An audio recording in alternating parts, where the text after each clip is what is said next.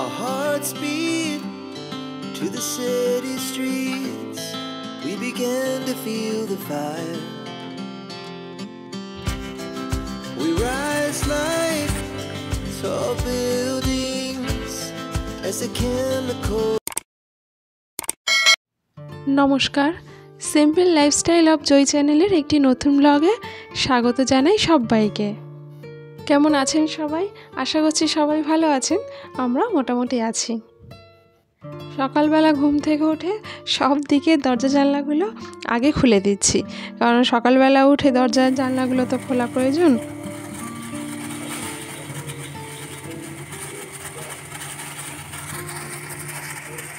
আর এদিকে তারপরে চলে এলাম রান্নাঘরে চা করতে। চায়ের সাথে আজকে ব্রেড সেঁকে নিচ্ছি, ব্রেড দিয়ে আর বিস্কিট আছে, তাই দিয়ে আজকে চা খাওয়া হবে।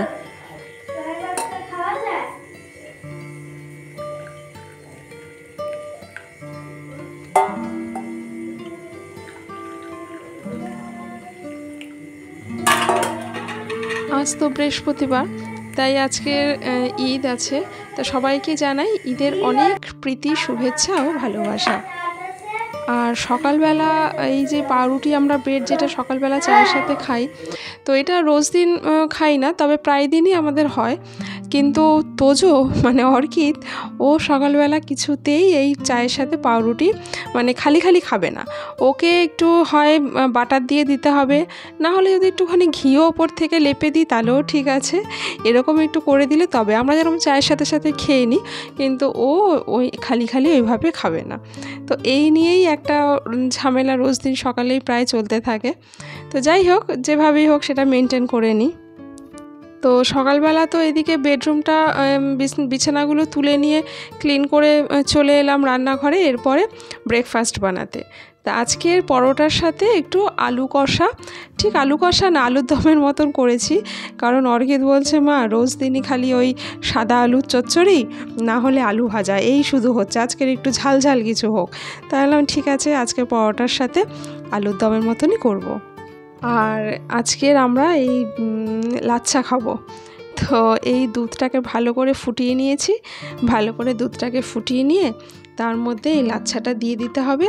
আর তার মধ্যে একটু কাজু কিশমিশ থাকলে দিতে পারেন, আমার আজকে ছিল না বলে আমি দিতে পারিনি। আর এটা ভালো করে দুধের মধ্যে দিয়ে তারপরে গ্যাস অফ করে দিতে হবে, কারণ আগেই দুধটা ফুটিয়ে নিচ্ছি।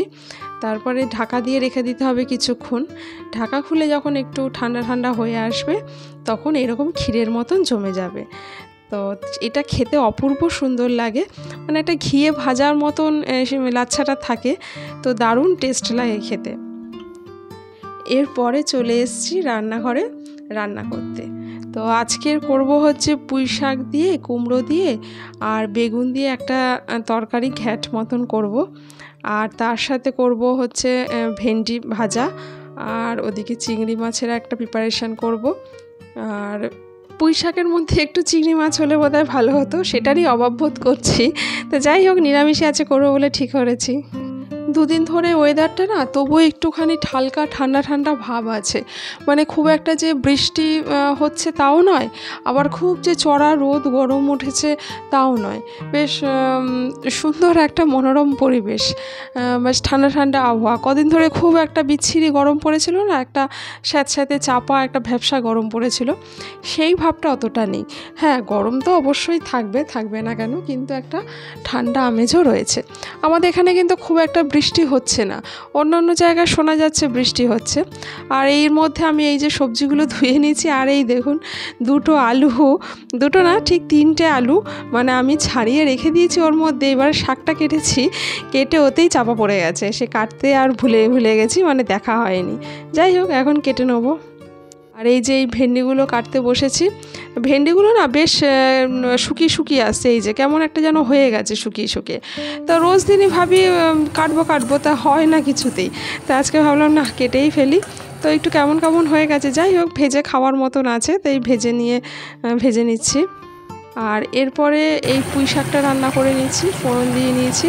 5 ফোড়ন দিয়েও করি, কখনো আবার জিরে আদা বাটা দিয়েও করি, আবার মাছের মাথা দিয়ে তো হয়, সেটা তো আলাদাই ব্যাপার। তবে নিরামিষভাবেই আজকের করছি। তো এই শাকটাকে ভালো করে একটু নেড়ে চেড়ে কষিয়ে কষিয়ে ঢাকা দিয়ে দিয়ে তারপরে এটাকে রান্না করে নেব। তো পুঁই শাকটা আমরা সচরাচর খুব একটা খাই না, তার কারণ পুঁই শাকে তো একটু গ্যাস হয়, মানে যাদের গ্যাস অ্যাসিডিটির সমস্যা আছে পুঁই শাকে একটু সমস্যা হয়, তাই মাঝে মধ্যে তো চলেই। আর তারপর চলে এসেছি এই যে চিংড়ি মাছের প্রিপারেশানে। আজকে করব হচ্ছে চিংড়ি মাছের ভাপা। তা পোস্তটাকে তো ভিজিয়ে রেখেছিলাম 10 মিনিট আগে।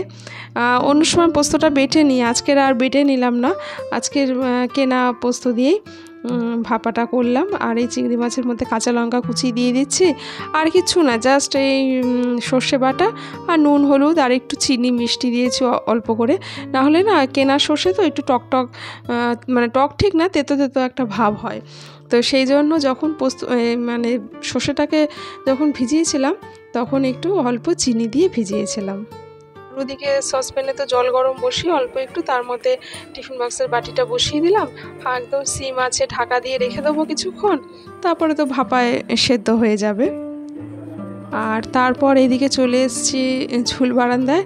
তো বারান্দায় এসে দেখি ও সুইমিং কস্টিউমগুলো একদম এখানে মানে একদম সামনে মেলেছে, তো টপ টপ করে জল পড়ছে। এটা বোধহয় অর্কিদের বাবারই কাজ। তো যাই হোক, আমি আবার সেটা একটু বাইরে মেলে দিলাম যাতে জলটা বাইরে ঝরে পড়ে যায়, তারপরে নয় ভেতরে আবার মেলে দেবো। তবে এখন ভেতরেও রোদ আসে, বাইরেও রোদ আছে, তো একটু রোদ লাগানোও দরকার, তাই এগুলো রোদে দিয়ে দিলাম। আর তার সাথে বারান্দাটাও একটু ক্লিন করে নিচ্ছি।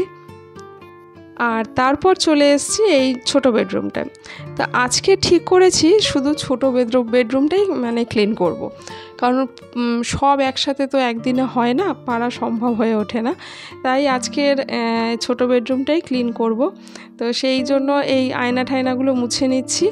আর তারপরে চলে এসেছি আলমারিতে।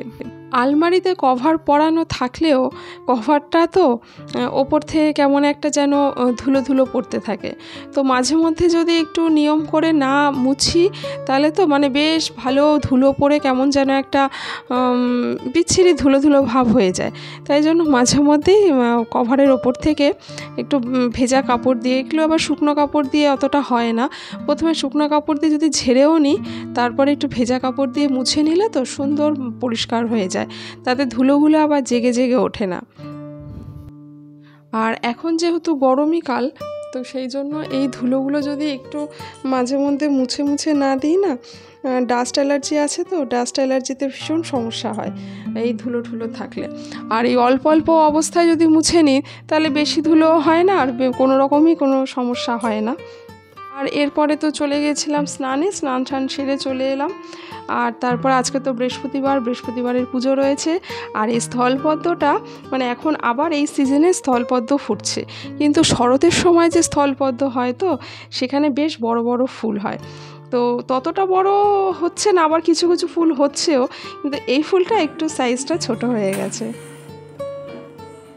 স্থলপদ্ম দিয়ে পুজো দিতে যে কি ভালো লাগছে সে বলে বোঝানোর নয়। বাড়ির ফুল দিয়ে ঠাকুরকে পুজো দেওয়ার তো মজাই আলাদা, মানে ভালো লাগার অনুভূতিই আলাদা। তো সেই দিয়ে আজকে বৃহস্পতিবারের পুজোটা সেরে নিলাম। আপনারা জানাবেন আপনাদের মতামত কমেন্ট বক্সে অবশ্যই।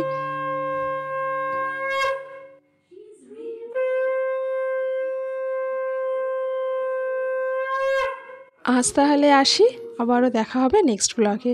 সবাই ভালো থাকবে।